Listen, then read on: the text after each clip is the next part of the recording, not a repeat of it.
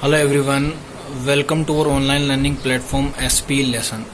So today we discuss a topic of physics, 3 years previous year's topic wise solved paper, and the today's topic is magnetic effect of current. So without investing time, let's start to the topic. NEET 2019 बच्चों first question ये था कि a cylindrical conductor of radius R is carrying a constant current. The plot of the graph B with distance G from the center of the conductor is correctly represented by, और ये चार option आपको दिए हुए थे. तो बच्चों आपको पता है कि जब मैग्नेटिक फील्ड निकालते किसी भी सिलेंड्रिकल कंडक्टर से तो 3 पॉइंट लेते हैं अपन. एक तो सिलेंड्रिकल कंडक्टर के बाहर गॉसियन सरफेस बनाते हैं, एक सरफेस पर और एक अंदर. तो आपको पता है जब B1 लिखेंगे अपन आउटसाइड में तो वो कितना आता है बच्चों, अगर डिस्टेंस D है तो mu naught I upon 2πd where D is greater than R. जब सरफेस पे लिखेंगे तो बच्चों D इक्वल्स टू R हो जाएगा तो फॉर्मूला बन जाएगा mu naught I upon 2πr where D equals to R. इसी इक्वेशन में D इक्वल्स टू R रख दोगे तो सेकंड इक्वेशन आ जाएगा. फिर अंदर जब लिखते हैं बच्चों तो वो कितना आता है mu naught I over 2πr square into D. तो आप देखोगे कि B आउटसाइड जो है बच्चों वो D के इन्वर्सली प्रोपोर्शनल है. B सरफेस पे जो है वो D पे डिपेंड ही नहीं कर रहा है और B इनसाइड जो है बच्चों वो प्रोपोर्शनल है D के. इसका मतलब अगर अपन ग्राफ खींचना चाहें तो कैसे खींचेंगे, ये सरफेस हो गया, ये बाहर हो गया और ये अंदर हो गया. तो आउटसाइड में बच्चों जो इनसाइड में जो है वो D के प्रोपोर्शनल है. इसका मतलब ग्राफ कैसा आएगा, ऐसा.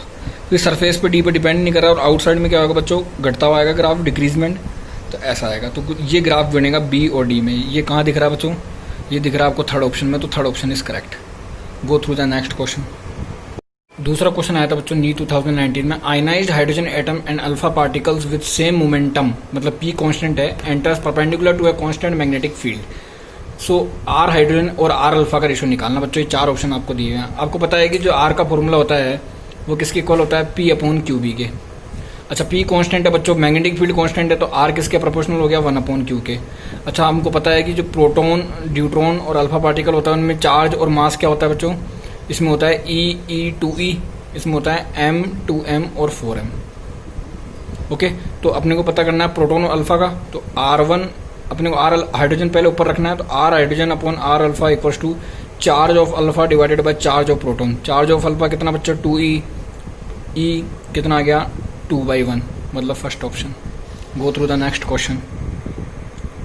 2018 में एक ही सवाल आया था बच्चों, वो ये था कि A metallic rod of mass per unit length, मतलब M/L दे रखा आपको 0.5 kg पर metre, is lying horizontally on a smooth incline plane जिसका थीटा दे रखा आपको 30 डिग्री.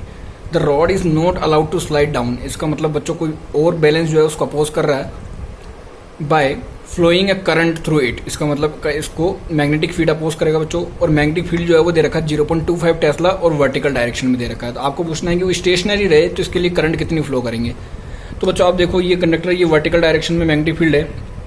अब यहाँ पे जो कंपोनेंट होंगे बच्चों ये mg cos theta mg sin theta हो जाएगा. अब जो ILB लग रहा है, अच्छा देखो ये थीटा है बच्चों तो ये 90 माइनस थीटा हुआ तो ये थीटा हुआ.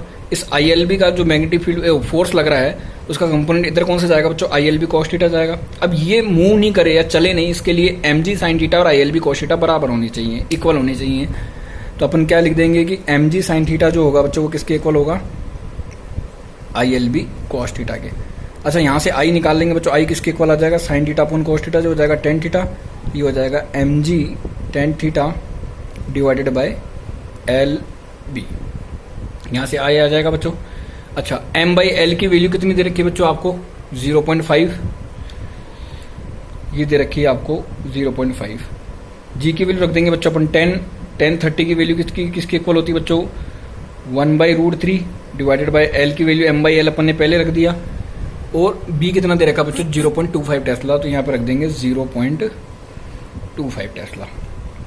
ये 1/4 हो गया बच्चों, ऊपर जाके 4 हो जाएगा. तो ये कितना हो जाएगा 20 अपॉन √3 आ जाएगा बच्चों. 20 को लिख देंगे अपन 1.732.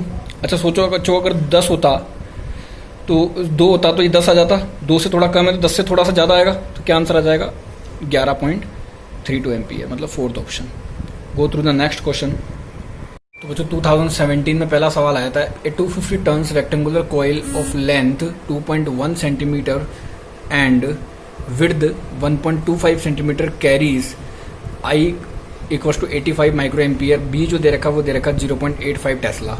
तो work done for rotating coil by 180 degree against the torque is, ये 4 ऑप्शन दिए हुए थे बच्चों आपको। तो आपको पता है डब्ल्यू निकालते वो कैसे निकालते बच्चों, M B cos theta 1 minus cos theta 2। अच्छा 0 से 180 पे घुमा रहे हैं तो बच्चों थीटा 1 कितना हो गया, 0 हो गया। तो कोस 0 की वैल्यू कितनी होती है बच्चों, 1 होती है। फिर माइनस कॉस 180 की वैल्यू -1 होती है, माइनस माइनस मल्टीप्लाई हो गया प्लस हो गया बच्चों, तो ये हो गया। तो वैसे जनरली याद भी रखना है कि 180 पे घुमाते तो कितना आता है बच्चों, 2m भी आता है। अच्छा m को और क्या लिख सकते हैं अपन, n i a और b ऐसा कैसे। अब सबकी वैल्यू पुट कर दो बच्चों, 2 इंटू n कितना दे रखा आपको 250, i कितना दे रखा बच्चों आपको 85 माइक्रो एम्पियर, 85 इंटू 10⁻⁶। एरिया कैसे निकालोगे बच्चों, लेंथ और विड्थ को मल्टीप्लाई कर दोगे, एरिया आ जाएगा। और b कितना दे रखा आपको 0.85 टेस्ला। इन चारों की वैल्यू रख के 2 से मल्टीप्लाई कर दोगे बच्चों तो आपका आंसर कितना आ जाएगा 9.1 micro joule. Go through the next question.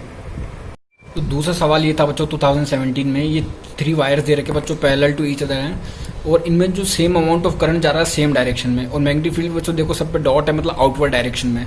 तो आपको पूछा है कि magnitude of force per unit length निकालना आपको on the middle wire B पर। अब बच्चों आपको पता है कि फोर्स जो पर यूनिट लेंथ कितना होता है बच्चों, μ0 I1 I2 अपॉन 2πd। अब सेम करंट जा रहा है बच्चों, क्या हो जाएगा μ0 I² I1 इंटू आई और आई रखोगे तो I² डिवाइडेड बाई 2πd हो जाएगा।